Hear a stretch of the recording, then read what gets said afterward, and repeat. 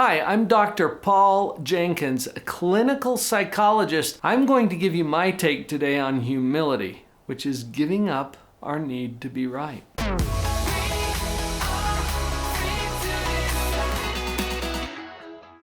I'm going to start by giving you some of the psychology behind it, and then we'll roll into some practical applications of how this can help you with your relationships. Our brain is constantly working to do its job, and its job is to keep us safe, but also to prove us right. So there's a couple of things that are constantly going on. From a neuropsychological standpoint, your brain is constantly looking for a threat, and if it detects the threat, it kicks you into what we call the fight or flight response. You're probably familiar with this. The other thing that your brain is doing is trying to prove you right about what you already believe. This is a concept in psychology that we call confirmation bias. Maybe you've heard about that as well. What happens is our mind latches onto a belief or a theory or an idea or a thought. And then it starts to look for evidence in the world that that thought is correct. I'm not even sure all of the reasons why our brain does this. We just know from research and clinical experience that this is what we do. And it's not you, it's not me, it's us. As a species, as human beings, our mind is constantly looking for evidence that we're right. And it will even go to the extent of creating or fabricating evidence that we're right. I remember a couple that I was working with where she was convinced that he was having an affair. He was pretty convinced that he wasn't. And so they had a very different perception of both of these things. She was finding evidence everywhere that this was true. I remember one day, an example that they shared with me is that he had brought home roses for her, 12 red roses. And his thinking was, I just want to bring my wife roses today and see if I can help our relationship, whatever he was thinking. She was thinking, oh, why is he bringing me roses? He must feel guilty about that affair he's having. And the red roses became red roses. In other words, she read into it something that supported her belief that she already had. And we do it all the time. That's a very common thing that happens. It's called confirmation bias. So just notice that that happens. While we're on this topic, notice this. We know that we're right.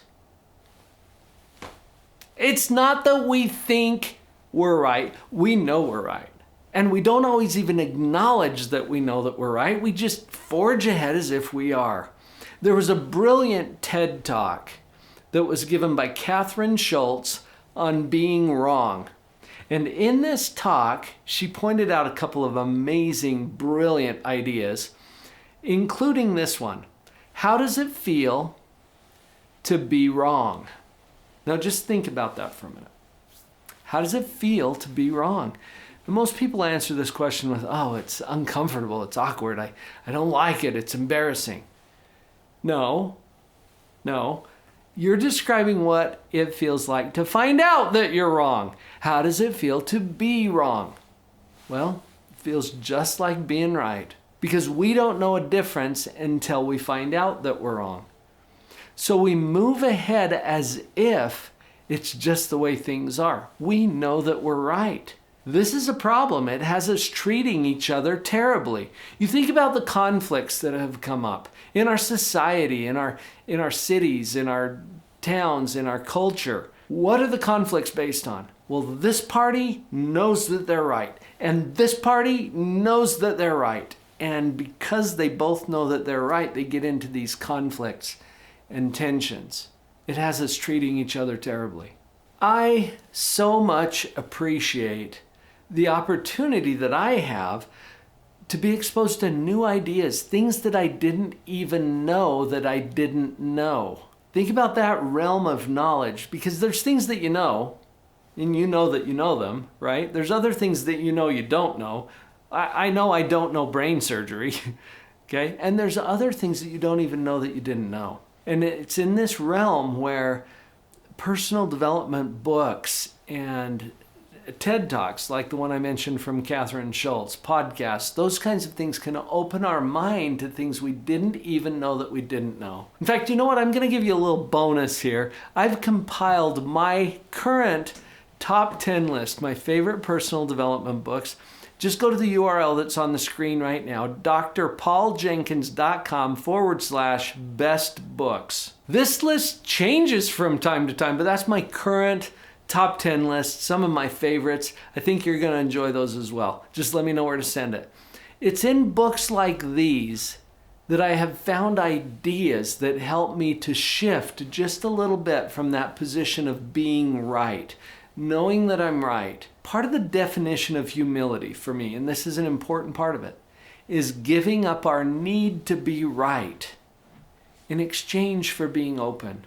When I share that with some people, they say, well, I don't need to be right. In fact, I kind of hope that I'm wrong about certain things. Yeah, I get that. But a lot of this is under the surface. It's at a level where we're not even aware of it. And we just forge ahead as if we're right about certain things without being open. So we're going to give up our need to be right in exchange for being open. I had a powerful personal experience with this that I shared in my book, Pathological Positivity. As I opened that book, I'm talking about an experience or a time in my life when I hit one of the lowest of lows in my economic life. And I was reading one of the books, I don't think it's even on the list that I'm sharing with you, but it was in my top 10 at the time because of the impact it had, George Clason, The Richest Man in Babylon. And I'm reading this book and he says, you know, a part of everything that you make is yours to keep. I was in the middle of a bankruptcy at the time. I was tanking fast. And I'm thinking, part of what I make is mine to keep? I'll be lucky if I get to keep my shirt. And I remember thinking at this time, you know, that is really good advice. And as soon as I'm doing a little better financially, I'm going to start applying that advice. Wait a minute. Think about it. What was I saying? What I was saying basically was, oh, Mr. Clason, wise sage who wrote a personal finance book. That's really good advice. And as soon as I figure out through my own staggering brilliance how to do better financially, then, Mr. Sage of the stage, I will follow your advice. Do you see how destructively prideful that is? I'm basically saying, look, I know better than you. I'm going to figure this out on my own and then I'll apply your advice. I realized in that experience that I do this all the time. I think we all do. Where we know that we're right about whatever. We've got to give up our need to be right in exchange for being open. It changes the game. As I humble myself and I'm able to accept counsel and advice and input from people who have reasons to know, my life gets so much better. Quickly. It's awesome. When we give up our need to be right, it puts us in a position of being now more open, more loving, more kind. If we're not right about something, then we don't have to fight or contend with other people about it. We end up treating each other much better. I think humility is the antidote for a lot of the poisons that are flying around our world right now. Humility, giving up our need to be right in exchange for being open. I hope that created some possibilities for you. If this is resonating with you, watch that next video, how to reprogram your mind. It takes a little bit of work, but I've got you on this, and I'll provide some other ideas for you in that next video. I'll see you there.